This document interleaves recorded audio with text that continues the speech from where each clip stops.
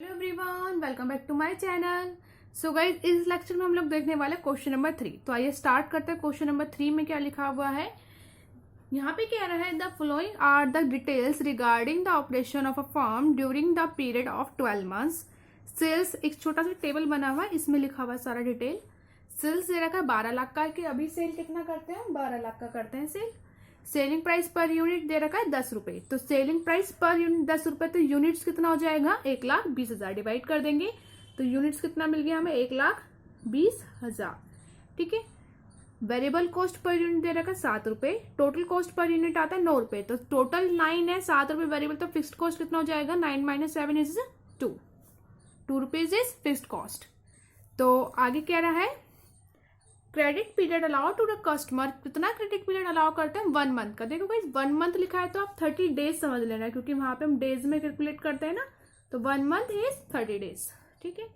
1 month is equal to होता है 30 days के। 2 मंथ होगा तो 60 डेज, 3 मंथ होगा तो 90 डेज। आगे कह रहा है the firm is considering a proposal for a more liberal credit policy. More मतलब ज्यादा बढ़ा रहे हैं ये। ठीक है। Liberal credit policy credit by increasing the average collection period from 1 month to 2 month। 1 से 2 महीना कर रहे हैं, बढ़ा रहे हैं, तो 2 महीने को बोलेंगे 60 दिन। 30 से क्या कर रहे हैं, 60 कर रहे हैं। This relaxation is expected to increase the sale by 25%। इस रिलैक्सेशन से लगता है कि जो हमारी सेल है वो कितना बढ़ जाएगी, 25% बढ़ जाएगी। देखो, बाय और टू का फर्क मैं आपको बताती हूँ। बच्चे अक्सर कंफ्यूज हो जाते हैं कि बाय और टू लिखा है तो कुछ करना है, प्लस करना है, क्या करना है, बहुत कंफ्यूज होता है। देखो, अगर बाय लिखा है तो हमें उसमें और ऐड करके करना होता है। ऐसे लिखा है कि 25% से सेल बढ़ जाएगी। तो अभी कितनी है, 12 लाख। 12 लाख का 25% कितना होगा, 3 लाख। तो 3 लाख और 12 लाख प्लस करेंगे कितना है, 15 लाख। तो सेल कितनी जाएगी, 15 लाख। अगर यहीं पे 2 होता, सपोज 2 होता, तो जो अमाउंट निकल कर आएगा तो वही हमें डायरेक्ट लिखना होता। जैसे कि सपोज लिखा होता इंक्रीज सेल्स टू 25%। 2 होता तो 25% कितना आएगा, 3 लाख। ठीक है। तो 3 लाख ही हमें डायरेक्ट लिखना होता। तो ये बाय और टू में फर्क होता है। अगर बाय बोलता है इतने परसेंट से बढ़ गया, इतने परसेंट से घट गया, तो उसको हम एडजस्ट करते हैं बढ़ाकर या घटाकर, प्लस करके या माइनस करके, उसी में। और अगर टू लिखा हुआ तो वो डायरेक्ट एग्जैक्ट बता रखा है कि इतना घट गया। ठीक है। आगे समझ में, या इतना बढ़ गया। आगे कह रहा है you are required to advise the firm regarding adopting a new credit policy as presuming that the firm's required rate of return on investment is 25%। कि जो फर्म है उसको कितना रिटर्न चाहिए, 25% रिटर्न चाहिए। तो बताओ कि वो जो है अडॉप्ट करे या ना करे। ठीक है। तो आइए स्टार्ट करते हैं। सेम क्वेश्चन नंबर 2 और 1 की तरह ही है, बिल्कुल आसान है। सबसे पहले हम क्या करेंगे, एक हेडिंग डालेंगे, उसको नाम देंगे table showing adjustment particulars. Existing policy वाला कॉलम बनाएंगे और प्रपोज्ड वाला बनाएंगे। ठीक है। अमाउंट लिखेंगे उसमें। तो आइए स्टार्ट करते हैं।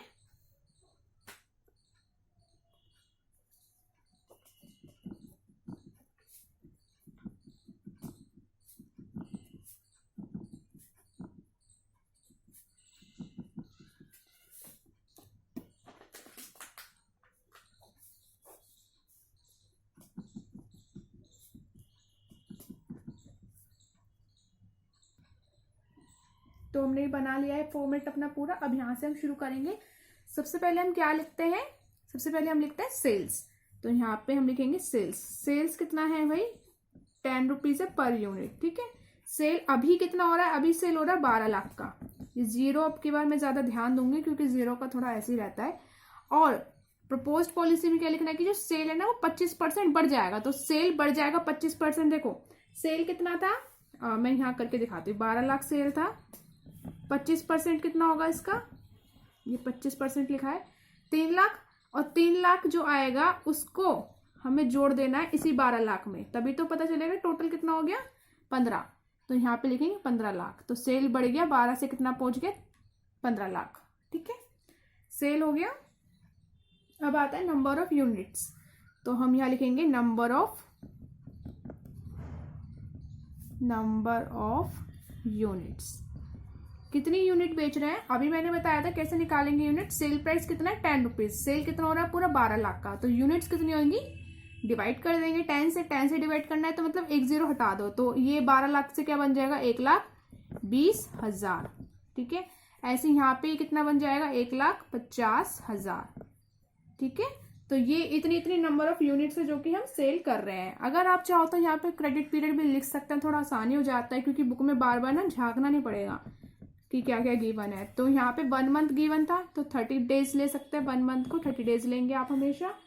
और 2 मंथ्स कर रहा है वो, 1 से 2 कर रहा है तो 60 डेज हो जाएगा, 2 मंथ्स माने 60 दिन, और 3 होता तो 90 डेज हो जाता। ठीक है, तो ये हमने क्रेडिट पीरियड भी लिख लिया है। अब हम क्या लिखेंगे, अपने वेरिएबल कॉस्ट लिखेंगे। कॉस्ट, वेरिएबल कॉस्ट आएगा पहले यहाँ पे। वेरिएबल कॉस्ट आप यहाँ पे हेडिंग दे सकते हो कॉस्ट की। ठीक है, वेरिएबल कॉस्ट कितना दे रखा था, ये दे रखा था 7 रुपीज़ पर यूनिट, तो ये है 7 रुपीज़ पर यूनिट। अब पर यूनिट के हिसाब से लगेगा वेरिएबल कॉस्ट तो, और यूनिट्स कितनी है 1,20,000 को 7 से मल्टीप्लाई करो, तो यहाँ पे हम लिखेंगे 1,50,000 को 7 से मल्टीप्लाई करो, यहाँ लिखेंगे। ठीक है, तो करते हैं, ये लिख लिया है हमने, ये आया 8,40,000 और यह है 10,50,000। ये वेरिएबल कॉस्ट है। अब फिक्स्ड कॉस्ट, फिक्स्ड कॉस्ट कैसे निकालेंगे भाई, टोटल कॉस्ट हमें कितना गिवन था 9 रुपीज, तो 9 माइनस 7 कितना आ गया ₹2, तो 2 रुपए की फिक्स्ड कॉस्ट लगती है हमारी। जो फिक्स्ड कॉस्ट है वो क्या एग्जिस्टिंग के अकॉर्डिंग देखेंगे। एग्जिस्टिंग पे 1,20,000 यूनिट पे 2 रुपए के हिसाब से एग्जिस्टिंग कॉस्ट कितनी लगेगी 2,40,000। और यही सेम रहेगा, चेंज नहीं कर देना, फिक्स्ड कॉस्ट सेम रहता है, प्रपोज में भी वही रहेगा 2,40,000। ठीक है, हो गया, समझ आ गया। अब टोटल कॉस्ट निकालेंगे। टोटल कॉस्ट हम कैसे निकाल सकते हैं, दोनों को प्लस करके, तो हम इन दोनों को प्लस कर देंगे। टोटल कॉस्ट, इसको प्लस कर दो, फिक्स्ड और वेरिएबल दोनों को प्लस कर देंगे, और प्लस करके ये आपको मिलेगा। ठीक है, ऐसे ही इसको प्लस करेंगे हम यहाँ पे, ये यहाँ पे आ जाएगा। ठीक है, 12,90,000 और ये हो जाएगा 10,80,000।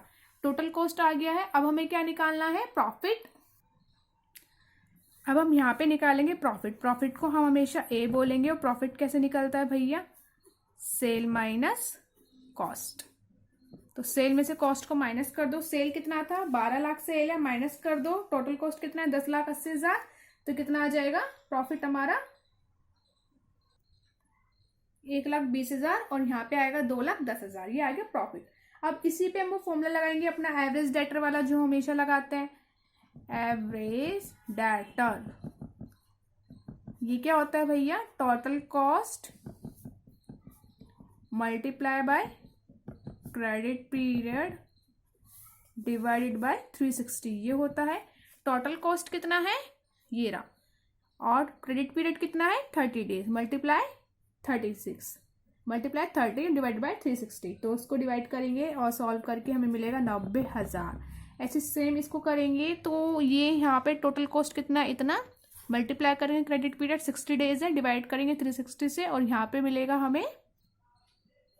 ओके, ये हो गया। अब इस पे हम रिटर्न निकालेंगे। रिटर्न इसी पे निकालते हैं, ये याद रखना, रिटर्न हमें निकालना है। रिटर्न को हम बी बोलेंगे, और रिटर्न निकालेंगे कितना था, रिटर्न 25% शायद, रिटर्न ऑन इन्वेस्टमेंट था, हाँ 25% था, तो 25% निकालेंगे। इसका निकालेंगे 25%, 25% को 1/4 बोलते हैं। तो आप चाहो तो डायरेक्ट 90,000 का, देखो 90,000 लिखा है ना, तो यहाँ पे हम 90,000 का डायरेक्ट 1/4 कर सकते हैं, ये आ गया 22,500, तो यहाँ लिख लेंगे।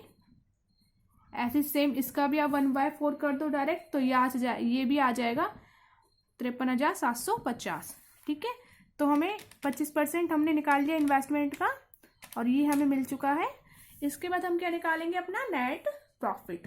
नेट प्रॉफिट कैसे निकालेंगे, नेट प्रॉफिट निकलता है ए माइनस बी करके, मतलब जो भी हमारा प्रॉफिट है उसमें से माइनस करेंगे हम रिटर्न, तो हमें नेट प्रॉफिट मिल जाएगा। ठीक है, तो ये निकालेंगे अब हम, और ये आएगा, पहले मैंने ये वाला कैलकुलेट कर दिया, और यहाँ पे आएगा 97,500। ठीक है, तो ये आता है हमारा नेट प्रॉफिट। ओके, ये था प्रॉफिट, ये है नेट प्रॉफिट।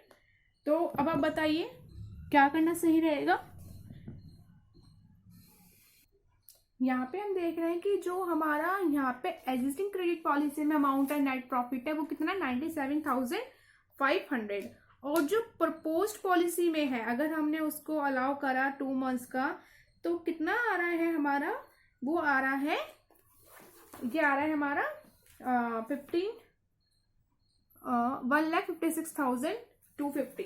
तो ये इसको करने में हमें ज्यादा फायदा है, तो हमें पॉलिसी जो है ये वाली इम्प्लीमेंट कर देनी चाहिए। तो उसके लिए हम लिखेंगे, मैंने आपको बताया था हमें लिखना है, तो हम यहाँ लिखेंगे since net income, net income को यहाँ नेट प्रॉफिट भी लिख सकते हो आप, net income in net profit under the proposed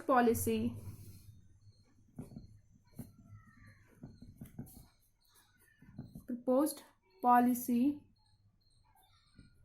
कितना है ये, इज मोर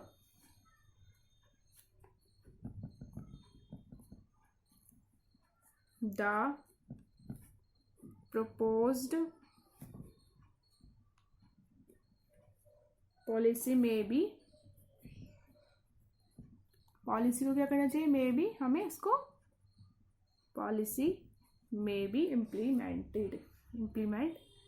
कर लेना चाहिए।